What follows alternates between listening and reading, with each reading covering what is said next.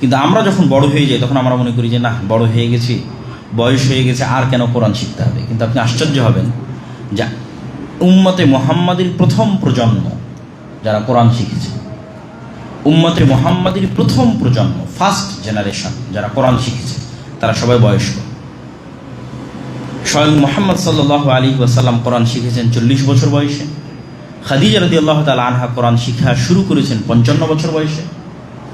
ওমর ইবনুল খাত্তাব, আবু বকর থেকে শুরু করে রাসূল সাল্লাল্লাহু আলাইহি ওয়াসাল্লামের সাথে আর যারা ইসলাম গ্রহণ করেছিল তাদের ম্যাক্সিমাম 40+ বয়সে তারা প্রথম কোরআনের আওয়াজ শুনেছে, তারা প্রথম কোরআনের কথা শুনেছে যখন তাদের বয়স 40 পার হয়ে গেছে। তাহলে উম্মতে মুহাম্মাদের ফার্স্ট জেনারেশন কোরআন শিখেছে গড়ে যখন তাদের বয়স 40-এর উপর। তাহলে এই অজুহাত দিয়ে আমাদের বাঁচার কোনো রাস্তা নাই যে আমার তো বয়স পার হয়ে গেছে, আমি কোরআন শিখবো না। কেন আমাদের প্রথম জেনারেশন কোরআন শুনেছি যখন তাদের বয়স 40 পার হয়ে গেছে। তারপরে না তাদের ছেলেমেয়েরা যখন মুসলমান হলো, আব্দুল্লাহ বিন ওমর, আব্দুল্লাহ বিন আব্বাস, তখন ছোট ছোট বাচ্চাদের কোরআন শেখানো হলো। কিন্তু রাসূল সাল্লাল্লাহু আলাইহি ওয়াসাল্লাম এবং রাসূল সাল্লাল্লাহু আলাইহি ওয়াসাল্লামের স্ত্রী তারা নিজেরাই যে 40 এবং 55 বছর বয়স, তখন তারা প্রথম কোরআনের আওয়াজ শুনেছে এবং কোরআন শিখেছে, কোরআন মুখস্থ করেছে এবং মানুষকে শিখিয়েছে।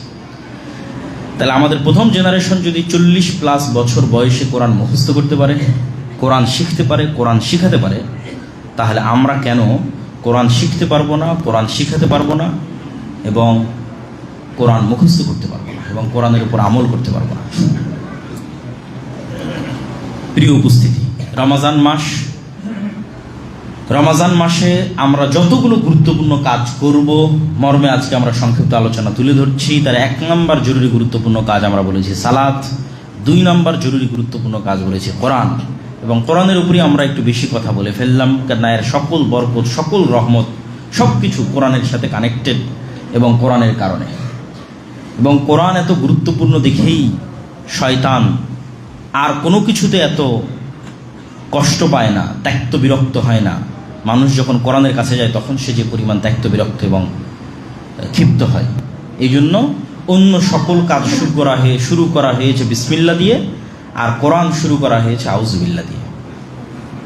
যখন তোমরা কোরআন পড়বে ফাস্তাইজ মিনাশ শাইতানির রাজিম, কোরআনের শুরুতে আগে বলবে আউযু বিল্লাহি মিনাশ শাইতানির রাজিম, আল্লাহ শয়তান থেকে পরিত্রাণ চাই। কেন শয়তান তোমাকে কোরআন পড়তে দিবে না? ঘন্টার পর ঘন্টা মোবাইল চালাতে তুমি বিরক্ত হবে না, কিন্তু কোরআন পড়বা, পড়া শিখবা এই নিয়ত করতে এবং 5 মিনিটের উপর অটল থাকতে বিরক্ত হয়ে যাবা, এটা তো শয়তান। এই জন্য অন্য সব কাজ আমরা শুরু করছি বিসমিল্লাহ দিয়ে, কিন্তু কোরআন শুরু করছি আউযুবিল্লাহ দিয়ে, এবং এটা ফরজ আউযুবিল্লাহ দিয়ে কোরআন শুরু করা। কেন আমাদেরকে কোরআন পড়তে দিবে না এই মর্মে সবচেয়ে বড় শক্তি হচ্ছে শয়তান। না, কোরআন আমাদেরকে হেদায়েতের রাস্তায় নিয়ে যাবে, আল্লাহ সুবহানাহু ওয়া তাআলার সাথে নিয়ে যাবে। রমজান মাসে জরুরি আর যে কাজগুলো আমরা রমজান